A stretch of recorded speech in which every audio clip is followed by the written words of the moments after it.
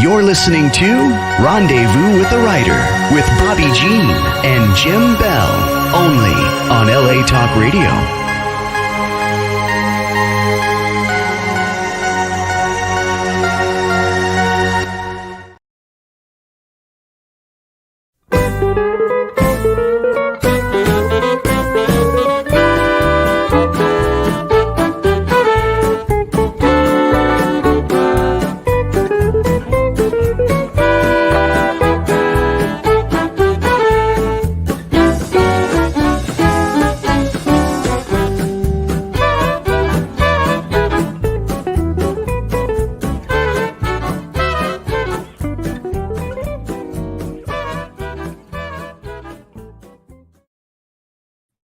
Welcome to Rendezvous with the Writer, where readers and writers meet. And story is everything. We're your hosts tonight, Jim and Bobbi Bell. And we're delighted that you're joining us again tonight, whether you're live with us this very moment or you're joining us afterwards as a podcast. We're so happy that you're with us. And of course, that's the music of the Hot Texas Swing Band kicking off today's show with one of their wonderful instrumental pieces, Hot Texas. Jim, who are our guests We have tonight? two guests tonight. We do. And you know, we say story is everything, don't we? We do. And these two ladies know how to write a story. Who's joining us? Natalie Bright and Denise F. McAllister. And there Hi, they are. ladies. Hi. Hello. So very quickly, before Jim does your little introduction, Natalie, where are you joining us from? Good evening. I'm joining you from the Texas Panhandle, which is the square top of Texas near Amarillo. Is where I live. Very good. All right. And Denise, where are you? I'm in Jefferson, Georgia, which is about 50 miles north of Atlanta. All right. Okay. Well, and here we are in Albuquerque, and there's Sam in LA. So we're coast to coast. Well, we're delighted that you're with us, and Jim has a little something to say. Just a short little bio. Natalie. Natalie's a blogger, speaker, and author of 20 books for kids and adults, mostly in the Western genre. She holds a BBA in business and marketing and enjoys talking about the writing craft and history behind her work. Welcome, Natalie. Thank you. Yeah. And Denise has always had a love for the West and horses, although she grew up in Miami, Florida. One of the happiest times of her life was owning and showing horses in Atlanta. She sometimes incorporates these experiences in her novels, like The Tragedy of Barn Fires. Denise has a master's in professional writing and has been freelance editing for more than 20 years. Welcome, Denise. Thank you for having us. We're so This delighted, is and we're fun. going to be talking Thank you, in ma'am. great. Did you have something else? No. Oh, we're going to be talking about the book number 1 of a 9-book series. 9 books, right? 6 books. 6 books. Yes. Okay, 6-book series. Maybe there are 3 more coming. They'll tell us. 6-book series. Then we're going to be talking about book 1 of the Wild Cow Ranch series, Maverick Heart, in just a moment. I like to hold up the book so everybody knows what our main focus is tonight. But we want to talk a little bit with each of you to kind of get started. So, Denise, why don't you start? Tell us a little something about yourself. Oh, what's to tell? Let's see. I've been dabbling with stories since I was a kid. I got more into it, of course, when I was a teenager and all that kind of stuff. And I've really been an editor for a lot of years in business, publications, brochures, newsletters, things like that. But always in the back of my mind was to get back to the creative side, to fiction writing. So I've kind of done a little bit of everything in a way. But it was great to meet Natalie, and that started our journey. Mm-hmm. And Natalie, the same question for you. Tell us a little bit more about yourself and your writing background. Thank you. Of course, I've been writing and reading for as long as I can remember. And then college and work and family and kids kind of get you off track. But finally, I found my way back to fiction writing, and I haven't left since. So I like to write. I don't pick one lane. I like to write whatever project comes along, try different things, and whatever motivates me. So it's been a fun journey. Mm-hmm. That's great. How did you two ladies meet? We met at Western Writers of America in Lubbock, Texas, 2015, I believe, and it was our first meeting for both of us. We didn't really know that many people, so we kind of hung out together in the back corner, watched and learned, and I was just awestruck by all the talented and creative people in that group. Yes. And Denise, what do you have? Do you have a memory of that meeting? Well, it's funny when people are standing across the room or, you don't know people, like Natalie said. It's just amazing to think back how we hit it off and one thing led to another. And I eventually invited Natalie to Atlanta. That was a couple years later. I think I did some editing for Natalie. Mm-hmm. And then she came to Atlanta, and we can, I guess, tell that story in a minute. Yeah. Now, Natalie, you just have a brand new book coming out. You have a new cookbook coming out. Oh yes, thank you. I just got the cover art, so I printed it off to show everybody. That's so cool.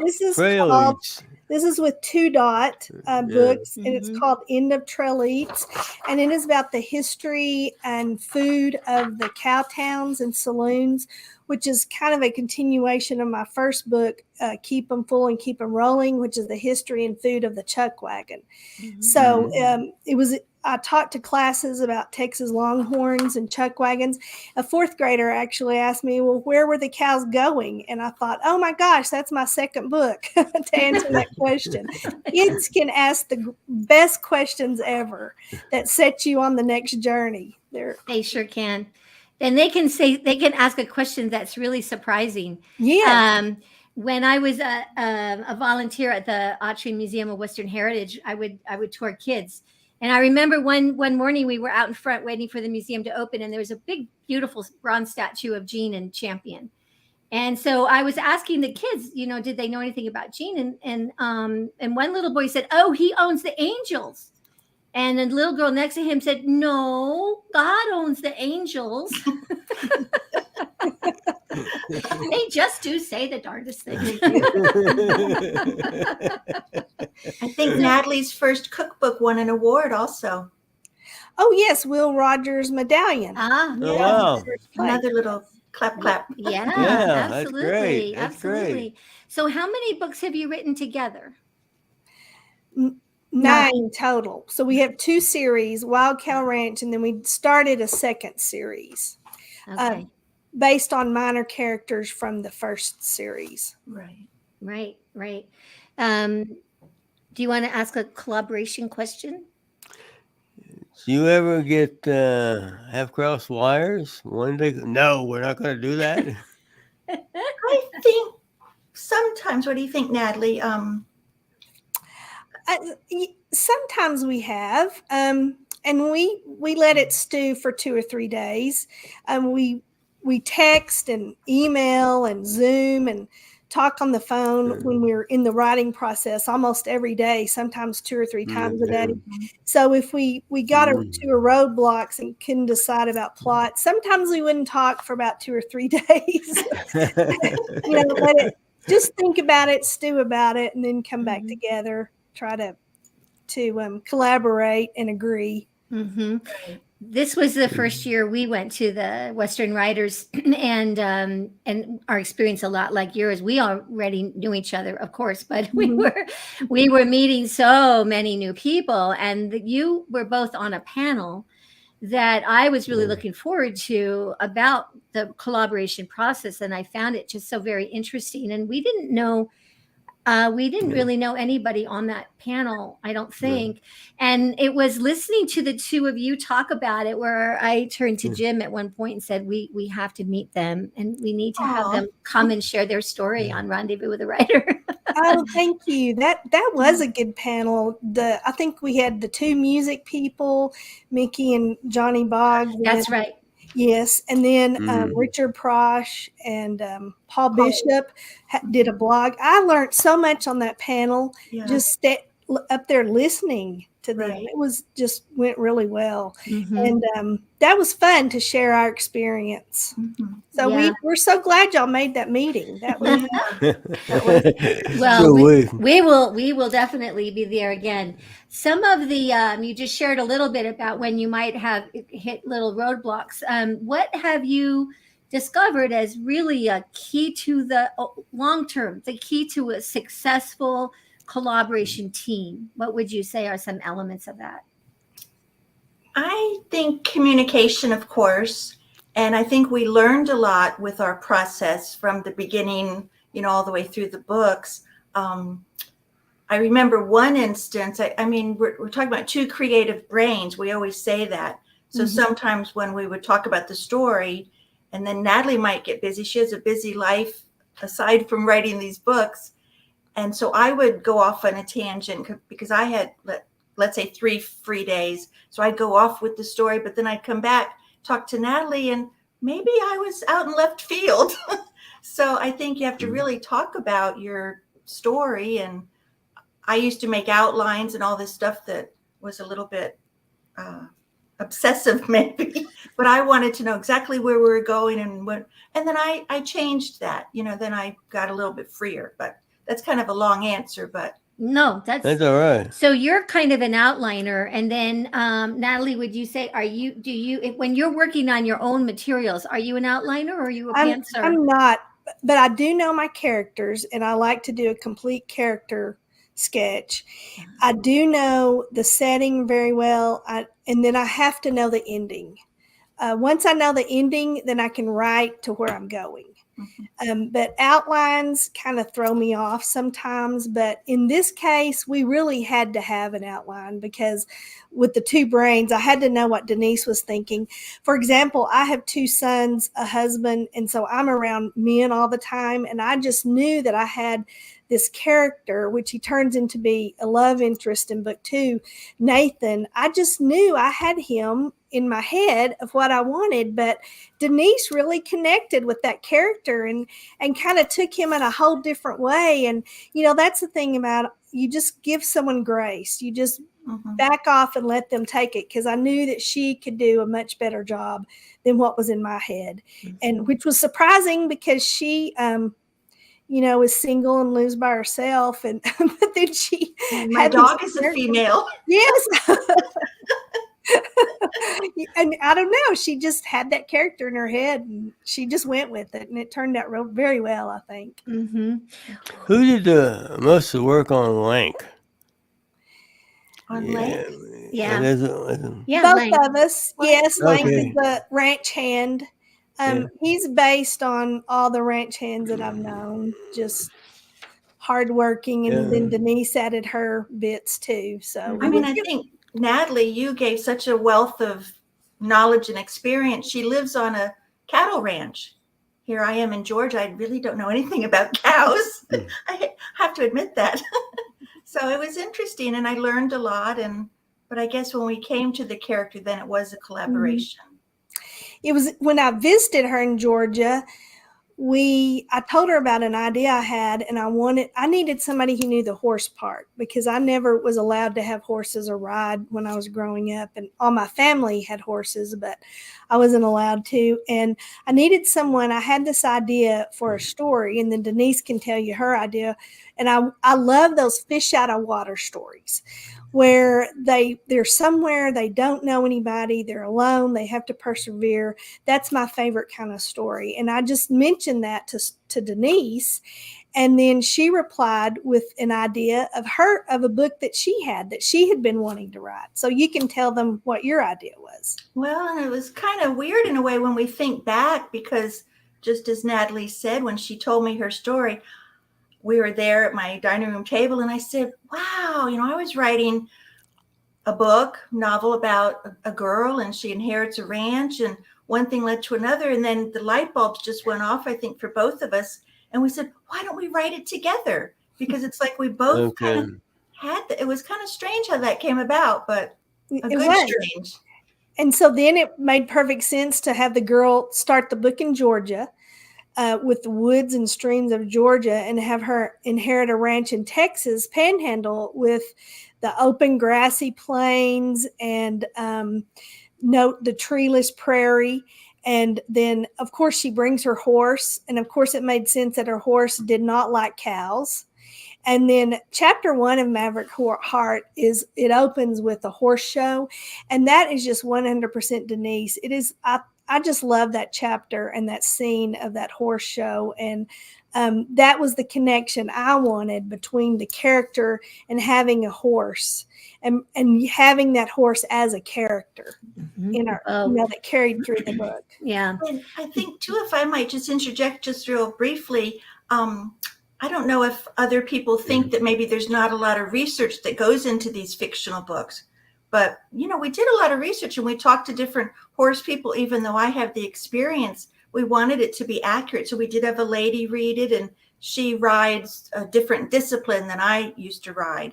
And then we had a quarter horse judge talk to us about it and make sure things were authentic. So there was a good bit of research put into it as well. Mm-hmm. It feels as though the landscape is a character in this book, and it's part of. We'll talk about Carly in our next segment in greater detail. But this is a young woman, very talented young woman, but she really waffles. She has a real hard time making decisions, and she second guesses herself all the time. Which, ladies, is I'm guilty of that. Me too. And so we have her in these two very different worlds, and one she's familiar with and is comfortable with, and is that's home, as much as she's still second guesses some about it.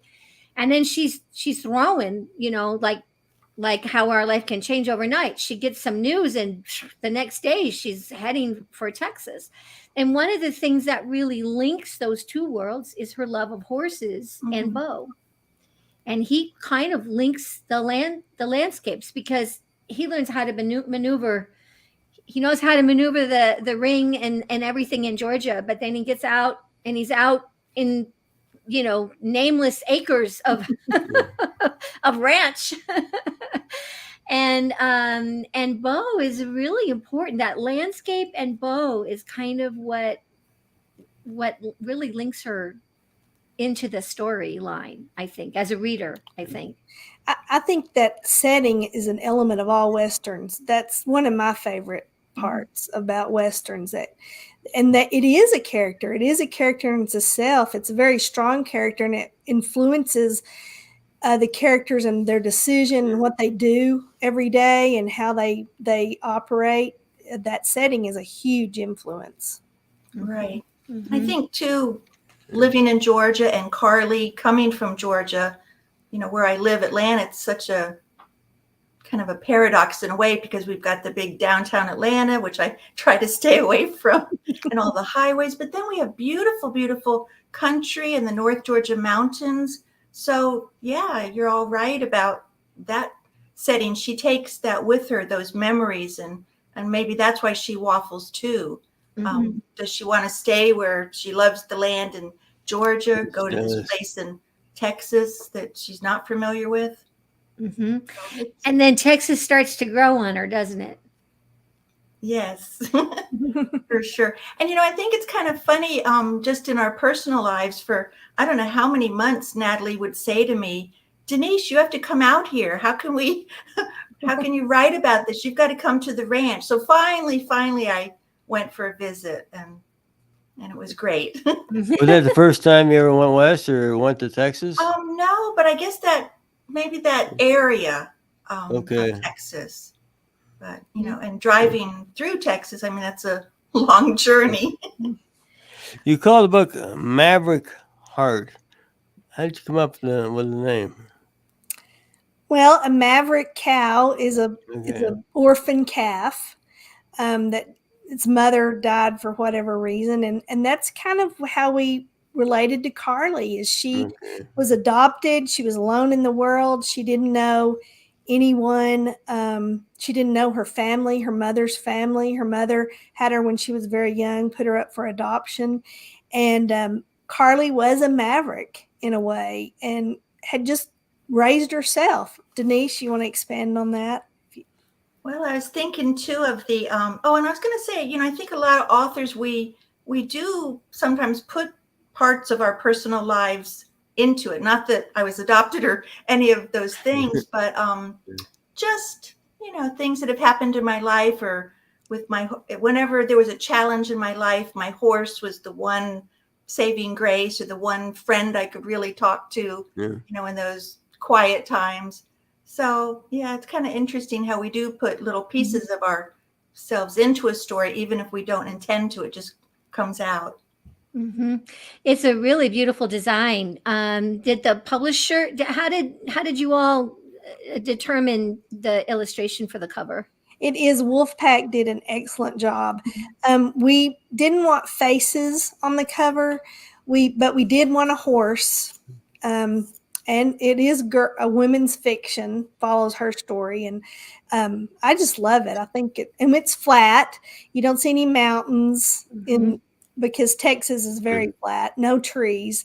And I just thought they did an excellent job on the whole series. The whole series is very nice looking. And Well, we, of course, both read it, as we always do, to prepare. And we enjoyed it immensely. And I would say to Jim, where are you? Because I would want to tell him something, and he'd say, oh, I'm at such and such. Oh, okay, I can't say anything.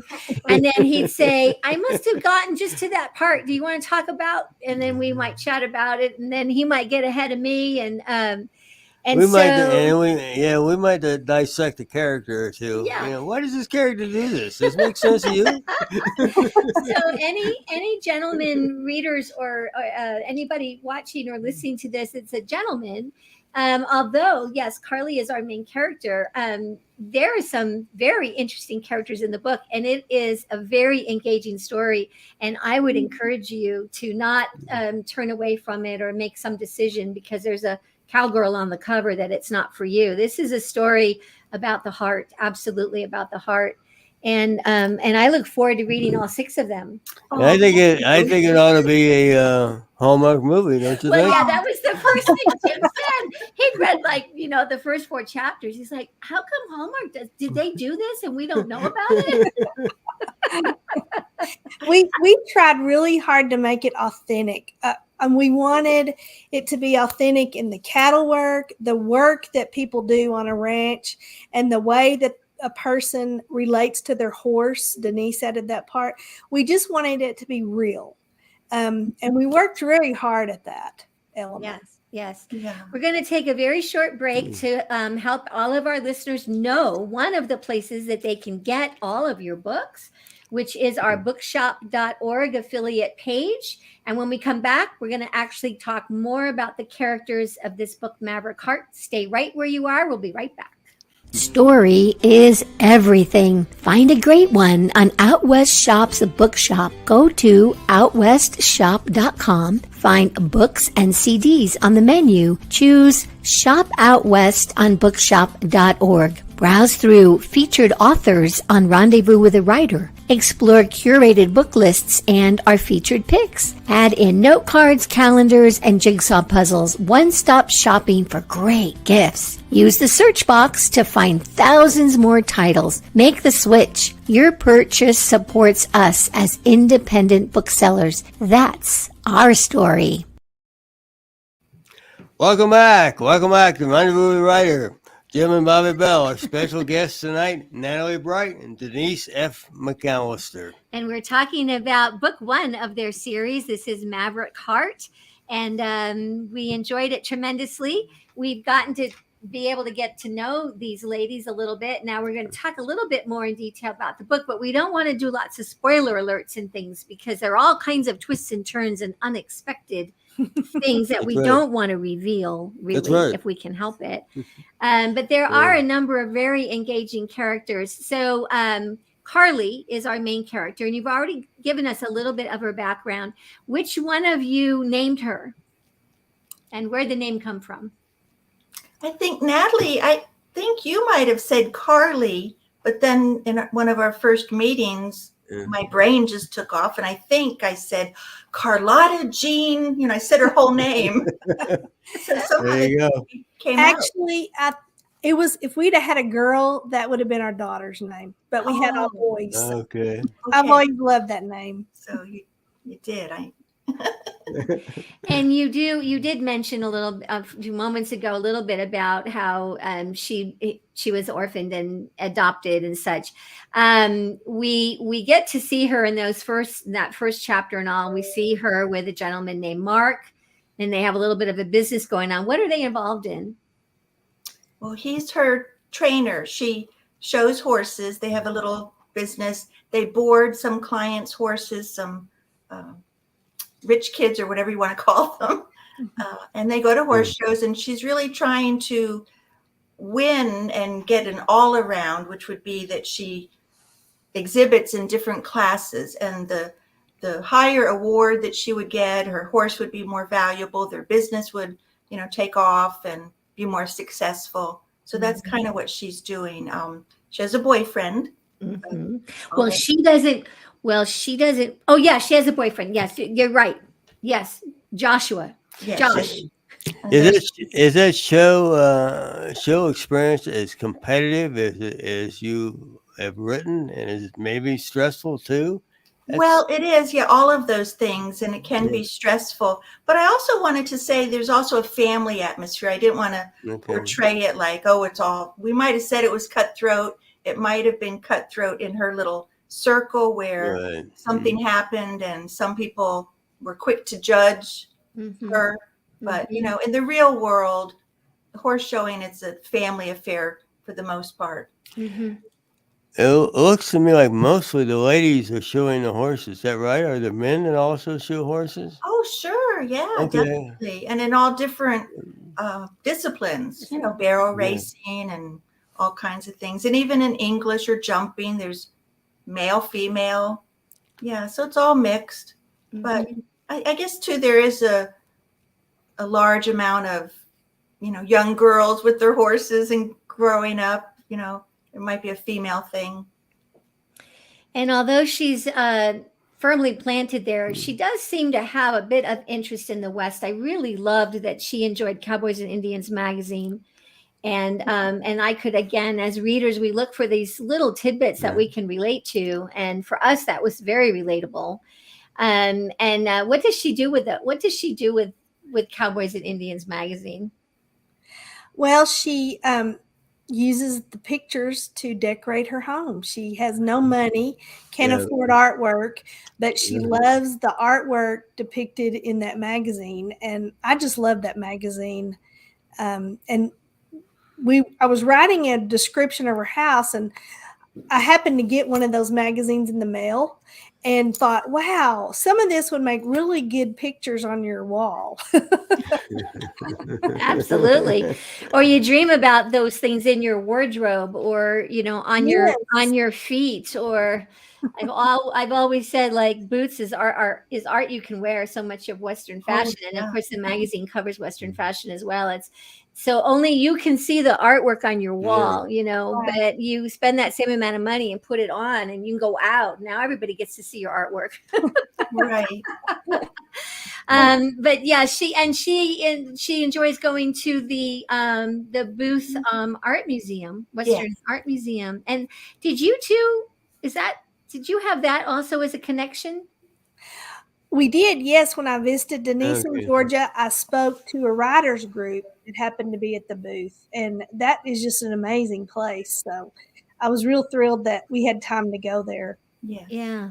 It's one of my favorite places. And so I think that, as I said, that authors sometimes put little pieces of their own, likes and dislikes and loves in it. And I just love the Booth Museum. So we had Carly, that was one of her favorite places. And of course, all the artwork. She loves Western art, but she can't afford to have pieces like that in her home. And I guess that's one reason why she clips pieces out of the magazine. And then on this particular day, Dell shows up.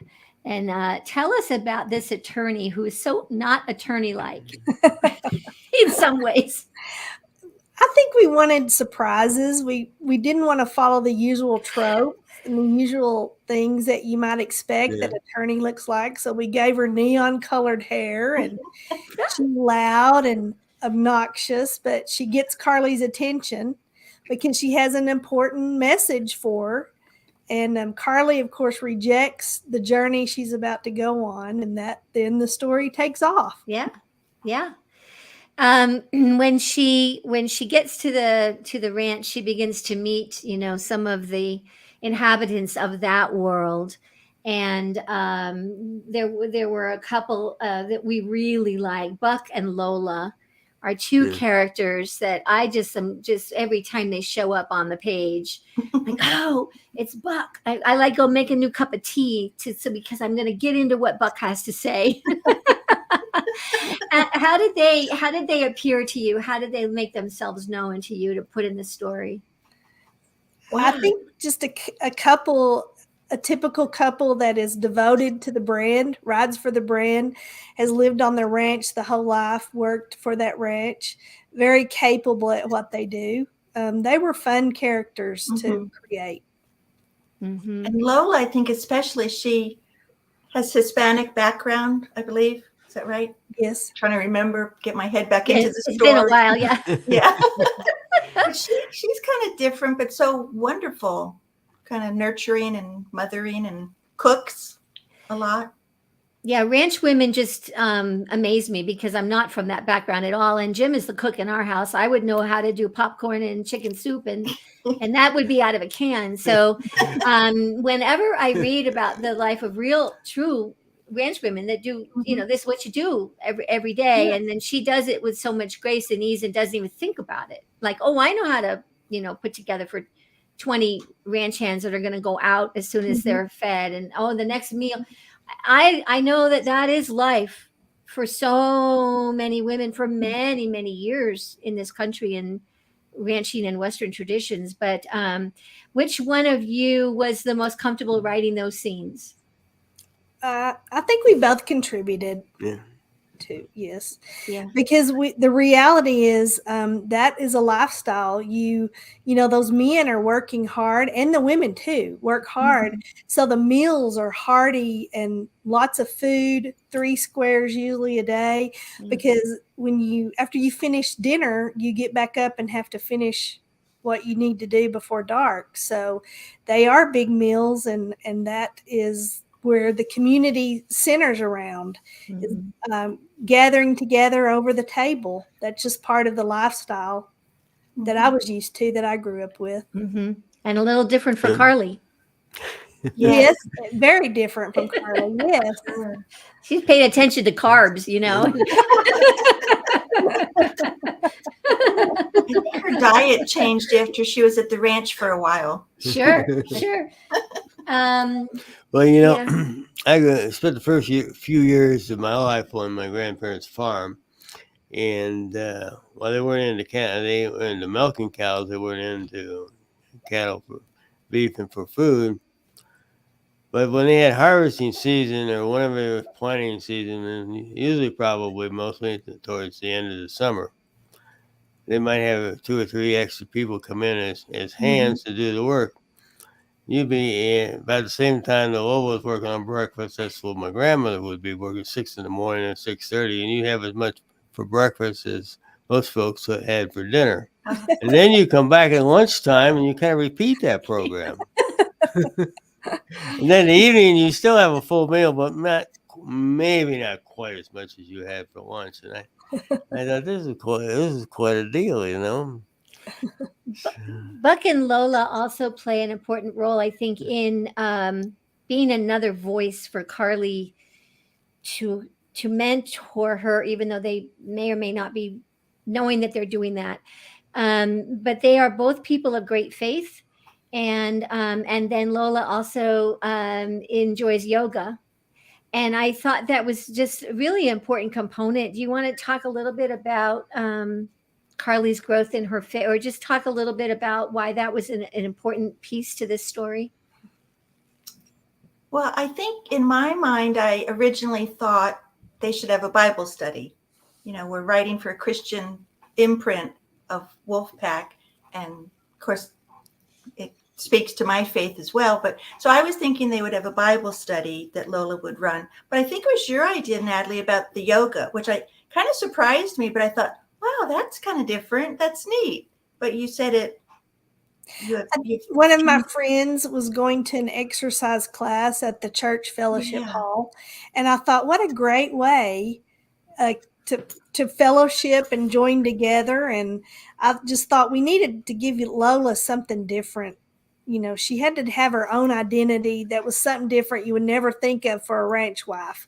And so Well, I think, that was quite a combination, Yeah. wasn't it? You know, yoga and Bible study. Yeah. I mean, you got a captive audience any way you look at it, you Yeah. know? Yeah, I kind of want to find that. I want to find a yoga Bible study. Yeah. Yeah. but I love how you recognize that Buck and Lola took Carly in because she had never had a family, and they recognized that. And that's part of Carly's character arc. She's gets so excited. She didn't really have a support group in Georgia. She was been all alone, and she comes to this ranch, and these people welcome her and give her that support system that she's never really had her entire life. And that was part of her character arc. And, you know, by the end, she does learn to trust, realize that she's home. She made it home. And I think it is something she waffles over, that trust issue. She does. Yeah, she'll have true. a moment where she just feels embraced and loved, and then she questions it. Maybe they don't but they don't really know me, and they're just trying. They're putting on a face, you know. And I think that's a normal thing. That's a normal thing, I think, for all of us as we meet new people, or you're meeting your in-law family for the first time, and you think they're embracing me because I'm marrying in, but you know. So she has that. And then I think it's delightful to watch that change, and I'm sure we're going to continue to see that in the next in the next books. That happens to people that move to Texas because we tend to hug all the time, and we tend to overshare everything about things you probably don't want to know. But, you know, that's just who we are. We're very open. What you see is what you get, and that's how I wanted the town in the book to be. And I think we achieved that. Yeah, I think you did. We, you know, I think we're going to go ahead and do one more very quick break, tell you a little bit about our sponsor, Out West Shop. And when we come back, we're going to just talk a little bit more specifically about process. So stay tuned. We'll be right back. Here at the Out West Shop, we're passionate about the American West, the truth and the myth. We're purveyors of fine Western goods. We scout for unique and distinctive apparel, accessories, home decor, and general merchandise that are a reflection of the Western lifestyle. We hunt for unique artisans and craftsmen who are inspired to create decorative art you can wear based on their own love for the story of the West. We round it up and bring it to you. Check out OutWestShop.com when you need anything Western. Welcome back to Rendezvous with a Writer with Jim and Bobbi Bell. Special guests Natalie and Denise. We're talking about the book Maverick Heart. Oh, we have to hold it up again. Maverick Heart. And if you did just pay a moment's attention to the Out West Shop ad, if you do go to outwestshop.com, use coupon code RADIO, pretty simple, RADIO, and you'll save $10 off a purchase of $75 or more. So this is so much fun to have you guys with us. We're going to take a couple minutes and just explore a little bit more of your process. Here's a question. We didn't really talk about this the other night, but do you have a favorite place that you each kind of like to write? And do you need silence, or do you listen to music? Natalie, why don't we start with you? That's a good question. Every book is different. I have a spare bedroom at my house, and I have a little card table in the corner, and that's where I wrote most of this. But at night, after everyone was in bed, I moved everything to the kitchen table, and that seemed to be the best place. So I don't know. I just work wherever I can find time. And I wrote a lot, looking out the window, watching the cows graze. That seemed the most inspirational from a little card table in the corner and could see the Mhm. cows and the trees and the corral. Mm-hmm. And that was the best place. Mm-hmm. That's great. And Denise, what about you? I was at a different house, I think, when we were writing some of these books. And it was in a Yeah. room like this. It was in a Mhm. spare bedroom office type place.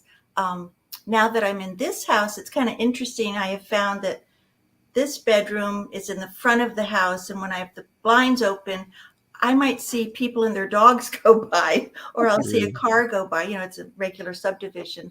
And so that's distracting to me. So I take my laptop and I go in the dining room, which looks out onto the back with trees and all that. So I like that so much better. And you asked about music. Mm-hmm. I think I go through stages. Sometimes I'll play a John Chandler or some Western music that's inspiring, but I have to have it kind of low, real low. And then other times I'll just turn it off and I need complete silence. So it just fluctuates. Mm-hmm. Mm-hmm. Mm. Do you have a question? Do I have a question? Do you have a question? We got one here we ask on occasion. Do you ever have writer's block or something like that? Ooh, I think my writer's block is self-imposed. Honestly, I have so many projects going that I procrastinate and always find something else to work on, do. But I really try to stay on task. And that is the hardest. Writing, I think, is the hardest thing I've ever done because you have to be in the right frame of mind. And I like to write in total silence. Complete silence. I have to just really focus, and my brain is a scatterbrain. I had to stop and write ideas because other things, dialogue comes to me in the middle. I'm trying to write and another story idea comes to me. So I have to make sticky notes so I can stay on task. And it's, it's hard. It's easy to give in to writer's block when you don't feel like doing your work. Right. Mm-hmm. I think too, I just wanted to say that I think sometimes we didn't have the luxury or the time to get writer's block. I mean, I know we might have a little bit, but we wrote that series, 6 books, and then the next series, 3, so 9 altogether, probably in a year and a half or so. Amazing. So it was like a little bit, Yeah. It was a fast journey. Yeah. How did you find your publisher? At WWA, at Western Writers. And that was kind of a fun thing. I guess we just pitched to the young lady at the time, and she loved the story, and one thing led to another, and we were off and running. Yeah. Good. We ask this question quite often. Do your characters, do they surprise you, or do they say to you, no, that's not the words I would use? Do they let you know they're actually in charge, or what's your relationship like with your characters? Absolutely. I wake up in the morning with bits of dialogue running through my head, just a full dialogue, and I have to figure out who's saying it to me and where does it go. It's very bizarre, and some characters completely take over the book. Mm-hmm. And so that means we have to make them a main character in the next book because they tried to take over maybe in the work. For example, the coffee shop owner in book 1, Belinda, was just a great character. And we tried to make our town really rich with, every walk of faith and even some that didn't have faith, that is realistic of today's world. And she was a Catholic, and very devout Catholic, and she was a great baker and made coffee, and she was just such a great character, and she became Carly's sounding board. And so we brought her more forward. And actually, I have the book in Cowgirls and Rustlers. And this is book 4, and she has a bigger role in this book because she was such a fun character. And it's kind of interesting. A lot of men like that book. Like Cowgirls and Rustlers? Yeah, yes. They like that. It's Rustlers. girl power. They take on some cattle rustlers. A lot of girl power. And the guys kind of mess up. And anyway, it was fun to write. Well, how did Belinda come to you? How did you come up with that character? Did you feel you needed to have somebody that Carly could confide in? or did she just need to go someplace and get some coffee? She needed a cup of coffee. Yeah. She needed that caffeine fix. She did. We decided, well, she drank coffee a lot in Atlanta, and we thought this little town has to have a coffee shop. Okay. Every little town has a coffee shop now, every small town in Texas. So who is going to run? It's like a brainstorming session. Who will run the coffee shop? What do they look like? Are they married? Do they have kids? And so we just start brainstorming and playing off each other's ideas, and that's how it develops. They're the two brothers that have the two different grocery stores. That was another Actually, that was true. My husband worked for two brothers actually had grocery stores, and my husband in high school worked for one of the brothers at the grocery store. Okay. So in the small town that he lived in. So we developed that from that. That'd be quite a story in itself. I'm looking at time now. Oh my goodness. So let's see. Do you have a tip for a new writer or a tip for people thinking about collaborating? I would say write the story that wakes you up at night. If you, and sometimes I fight with that, but just if it's in your gut and it keeps waking you up at night, those characters are so real to you. That's the story that needs to be told, and that's the story that you need to write. And just stop questioning it. Just write it. I'm writing that down actually, because that's a really I haven't heard that before. That's like a new thought. Yeah. Great.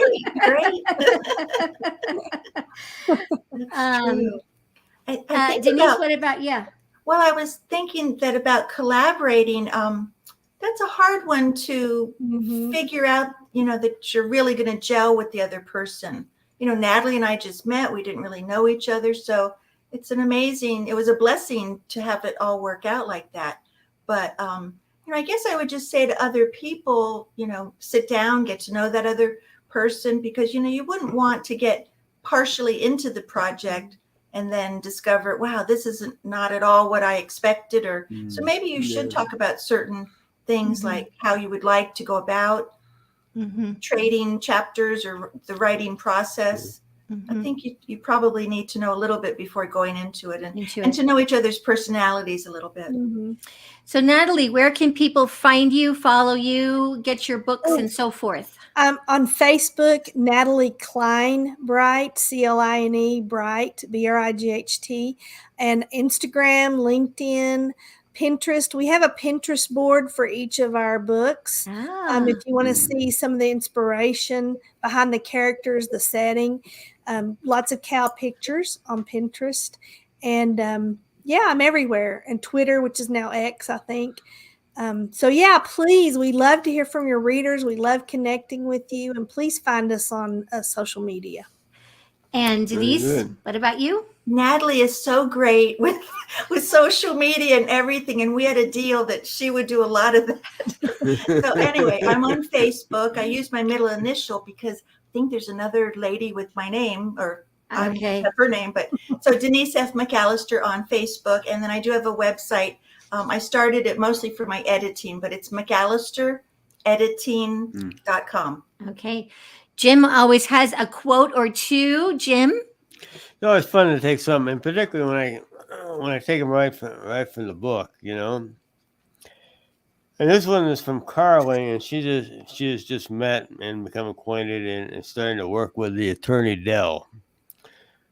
And Carly said, her head hurt. That's what family was good for. Headache and pain. She wasn't sure it was worth it. Early on in the book. And we have another one. Yeah, we have Nicolette the social butterfly. And I like the way I wrote it here. Nicolette invites Carly to the charity hoity-toity party. Carly scanned the crowded room. She smiled. Gossip would travel as quick as a prairie fire through brittle dry grass in July within the small community. That's fast.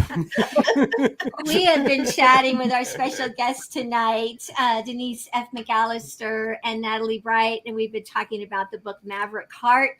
And we're just so delighted that they were able to join us. We thank you both for being with us. Thank you. Thank We you. thank you. Sam Hassan of LA Talk Radio for being our engineer and our visionary.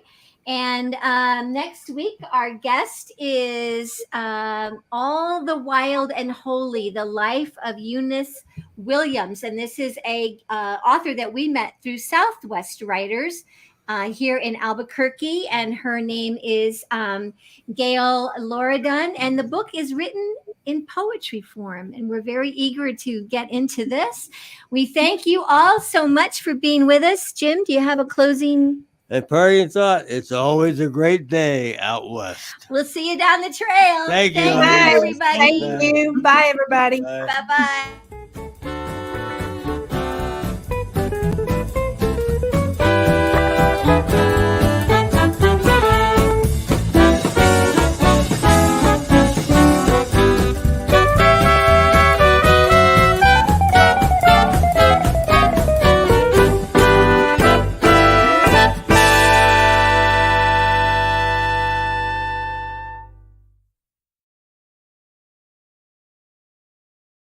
You're listening to Rendezvous with the Writer with Bobbi Jean and Jim Bell, only on LA Talk Radio.